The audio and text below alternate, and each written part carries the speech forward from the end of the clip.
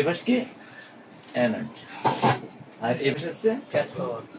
Cathode এই খেয়াল করো, এখন ডায়োডের কাজ এখন ডায়োডের তো প্রকার বলতে তো শেষ দেখলেন না, শেষ নেই, ওর হচ্ছে অনেক প্রকার। এখন এই ডায়োডটা এটা যদি রেকটিফায়ার ডায়োড হয় এটার কাজ হয় একরকম, আবার ওটা যদি জেনারেল ডায়োড হয় ওটার ধর্ম আর একটা।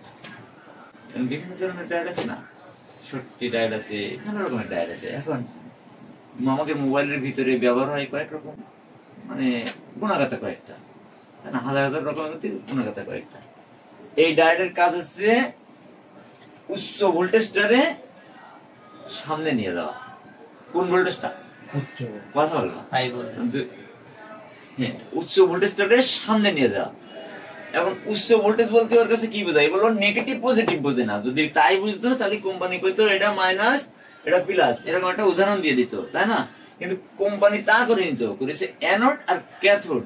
অ্যানোড হচ্ছে তার সোর্স ইনপুট লাইন আর ক্যাথোড হচ্ছে তার আউটপুট লাইন, তাই না? এই লাইন থেকে ও এই পাশে নিয়ে আসবে ওই ভোল্টেজটা যেটা ওই দুইটা ভোল্টেজের থেকে হাই। কোন দুইটা? নেগেটিভ আর পজিটিভ। যদি ধরি আমরা এক্সাম্পল একটা ফ্রিকোয়েন্সির মধ্যে ব্যবহার করছি, এটা যেমন লাইট সেকশনে ব্যবহার করি, ওইখানে কি তৈরি হয়? একটা হাই ফ্রিকোয়েন্সির একটা পালস তৈরি হয়, তাই না? ও চাইলে নেগেটিভ তারা নিয়ে আসতে পারতো না? বুঝা গেছে? ওই জায়গায় তো যে পালসটা আমরা একমুখী ভাবে নিয়ে আসি, আগের ক্লাসে দেখিছো, কিন্তু আগের পালসটা কিভাবে ওঠে জানো? এভাবে দেখিছো না? এরকম ওঠে, এরকম ও কি করে? এই আপকামিং ডাটা নিয়ে আসে না? এটা জানতে পারতো না? এটা হলো কেন? তাই না? এখানে তো এসি কারেন্ট ছিল, ওইখানে যে পালসটা ছিল একটা এসি ধরনের জেনারেটর ছিল না, একটা পালস জেনারেটর ছিল না, যেখানে ওর একমুখী কোনো দিক ছিল না, দুই মুখী, একবার উপরে উঠতো একবার নিচে আসতো, একবার উপরে উঠতো একবার নিচে আসতো, মানে পজিটিভ নেগেটিভ পজিটিভ নেগেটিভ। ও কি করতো? পজিটিভ পালসটার নিয়ে এপাশে নিয়ে আসতো, তাই না? তো ও নেগেটিভ পালসটা জানতে পারতো না, পজিটিভটা আনলে কেন? বুঝলে? তার মানে এ নেগেটিভ পজিটিভ চেনে না, ও চেনে ফ্রিকোয়েন্সির বড়টা। বুঝা গেছে? যে পোলারিটি আছে না, যে ওই পোলারিটির কোন দিকটা ছোট কোনটা বড়। এখন যখন এই জায়গায় দুইটা ভোল্টেজ উৎপন্ন হচ্ছে, এই দুইটার মধ্যে বড় কে? ও যে ভোল্টেজটা নিয়ে যাচ্ছিল পজিটিভ ভোল্টেজ আকারে, ও বলো না? কেন বলো? এর মান পাইছো না? গ্রাউন্ডের সংকেত কিভাবে চলে? জিরো আর অন, জিরো আর অন। জিরো কখন? যখন লো হয়, ভোল্টেজ লো হয়, তখন আমরা ওই যে লজিক ডাউনের ক্লাস পাইছো না এর আগে, পাওয়ার বাটন কিভাবে চালু হয়? পাওয়ার বাটনে তো ভোল্টেজ থাকে, আমরা গ্রাউন্ডে লাগালে ফোন চালু হয়ে যায় না, লজিক ডাউন হয়ে যায়। মানে ওই সময় এই ইলেকট্রিক কম্পোনেন্ট গুলো চলে, ওরা বোঝাই হচ্ছে গিয়ে নেগেটিভ রে লো হিসেবে, পজিটিভ রে হাই হিসেবে। বুঝলে? তার মানে ও যখন নেগেটিভ রে লো হিসেবে সেন্সে, ওই জায়গায় যে উচ্চ ফ্রিকোয়েন্সিটা থাকছে পজিটিভ পালস ওইটি বড়, কারণ নিচেটা তো গ্রাউন্ড হয়ে যাচ্ছে নেগেটিভ।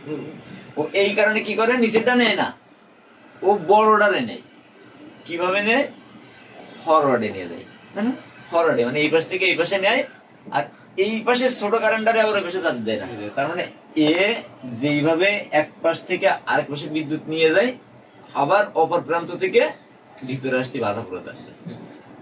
বুঝলে? তার মানে ফরওয়ার্ড বায়াসে চলে এই রেকটিফায়ারের কাজ হচ্ছে, ও ফরওয়ার্ড বায়াসে ও উচ্চ ভোল্টেজটারে অপর প্রান্তে পার করে দেয়া, আবার বিপরীত সাইড থেকে আসা ভোল্টেজটারে বাধা দেয়া, তুমি এই পাশে আসতে পারবে না, যেটা বেরোয় গেছাও গেছাও, ওই ভোল্টেজটা ওই পাশে আসতে পারবে না। যখন বেরোয় যাবে ও ওই পাশ থেকে ছোট বড় কোনোটাই আসতে পারবে না। তার মানে এর ধর্ম করার দিকে একদিকে, ঠিক আছে? এই পাশ থেকে উচ্চটা এই পাশে নিয়ে আসবে, কিন্তু এই পাশ থেকে কোনোটাই যাবে না। কিন্তু জেনারেল ক্ষেত্রে আলাদা হয়ে যাবে। জেনারেল ডায়োড এই রেকটিফায়ার ডায়োড যে কাজ করতে পারে এ কাজও পারে, এটা ছাড়া ও আরো একটা কাজ করতে পারে, সেটা হচ্ছে যদি এখানে কোনো লাইনের ভিতরে সম্পর্কিত করা হয়, মনে করো এটা কি অ্যানোড লাইন, এটা ক্যাথোড লাইন, তার মানে সোর্সের আউটপুট, তাই না?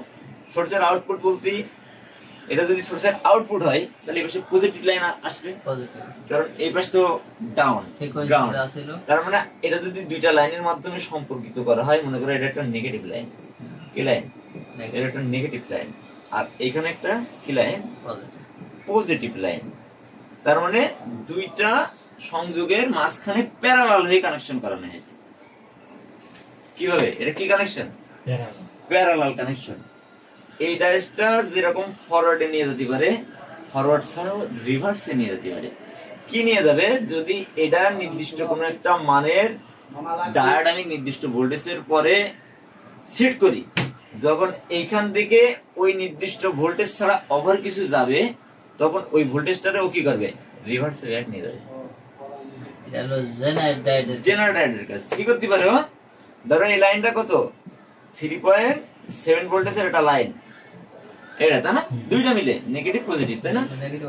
এর ক্যাথোডে কি আছে? পজিটিভ, আর অ্যানোডে আছে কি? নেগেটিভ। যখন এখান থেকে মাত্রা ছাড়া ভোল্টেজ এই 3.7 ছাড়া বাড়তি কোনো হাই ভোল্টেজ ঢুকে যাবে, তখন ও এর মাঝখানে যে ম্যাটেরিয়াল দিয়ে আছে না, এটা তখন ব্লক। কেউ কারোর সাথে এখন মিল নেই, কিন্তু শুধু দিয়ে রয়েছে সেফটি আকারে। যখন এখানে হাই ভোল্টেজ পাবে, তখন এটা ওপেন হয়ে যাবে। ওপেন হয়ে কি হবে? এই ভোল্টেজটা, বাড়তি ভোল্টেজটা গ্রাউন্ডে ফরওয়ার্ডে ব্যাক করবে। প্রোটেকশন দিয়ে দিলে সামনে যে সেফটি সার্কিট থাকলো, ওটা কি প্রোটেকশন পেয়ে গেল। এই ভোল্টেজটা দিয়ে ওর ক্ষতি করতে এলো না, কারণ এ কি করেছে? রিভার্স বাইসে ব্যাক করে গ্রাউন্ডে মিশে দিয়েছে। ওই ভোল্টেজটা আবার জায়গায় নিয়ে গেছে। ধরো এখানে 3.7 এর জায়গায় 5.7 ঢুকে গেছে।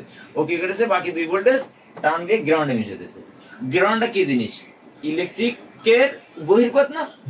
বহির্পথ। ও মানে পজিটিভ দিয়ে ইনপুট হয়, নেগেটিভ দিয়ে আউটপুটে বেরিয়ে চলে যায়। বাল্ব কিভাবে চলে দেখাইছিলাম না? একটা বাল্ব কিভাবে চলে, ধরো একটা বাল্ব কিভাবে চলে দেখাইছিলাম। এই যে নেগেটিভ, এসে পজিটিভ। এই নেগেটিভ যখন হচ্ছে কি ঢোকে, এই পজিটিভ যখন ঢোকে, তখন একটা ফ্লাইম্যান থাকে না বাল্বের মধ্যে? ও কি হয়? এই পজিটিভ দিয়ে ফ্লাইম্যান দিয়ে ঢুকে নেগেটিভ দিয়ে বেরিয়ে চলে যায়। বুঝা গেছে? ও ওটা হচ্ছে বেরোয় যাওয়ার পথ, আর এটা হচ্ছে পজিটিভ হচ্ছে প্রবেশ পথ। ও ঢুকে ফ্লাইম্যানের ভিতর দিয়ে যাই ফ্লাইম্যানটারে জ্বালাইতে বেরোয়, সিরিজ হয়ে গ্রাউন্ড আছে বেরোয় যাওয়ার পর। তো প্রত্যেকটা কম্পোনেন্ট এইভাবে চলে। ওই লাইটিং সেকশনের সুইচিং কও, এআইসি কও, সেই আইসি কও, সব এক সিস্টেমে চলে। নেগেটিভ দিয়ে ও বেরোয় চলে যায়। আমরা জিআর ভ্যালু নিই এই কারণে, যত কম্পোনেন্ট ফোনের মধ্যে আছে সবগুলোর বেরোয় যাওয়ার পথই আছে গ্রাউন্ড। গ্রাউন্ডের সাথে নেগেটিভ সংযুক্ত না, এই জন্য আমরা জিআর এর ভ্যালু নিই।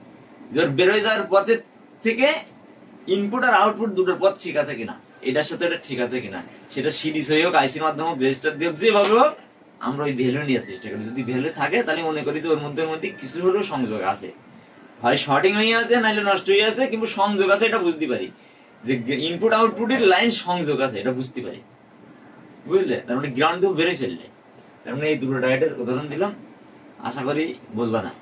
এরকম ডায়েট মেলা আছে, লাইট ইমিটিং ডায়েট আছে, যে ডিসপ্লের মধ্যে থাকে। মোবাইলে লাইট গুলো বেশি ব্যবহার হয়, জায়গা বিশেষ এক এক ডায়েট ব্যবহার করা হয়। এই ডায়েট কোন জায়গায় কোনটার কাজ বুঝলেন না? এই ডায়েট পাবেন আপনি চার্জিং সেকশনের মধ্যে, জানেন দেখবেন বাটন ফোনের মধ্যে দেওয়া আছে, বড়টা ডায়েট দেওয়া আছে এরকম প্যারালালে। কাজ কি? বাটন ফোনের চার্জিং পোর্টের পরে দেখো জেনারেটর ডায়েট দেওয়া আছে। কি জন্য দিয়েছে? এই সেফটি প্রোটেকশন হিসেবে দিয়েছে।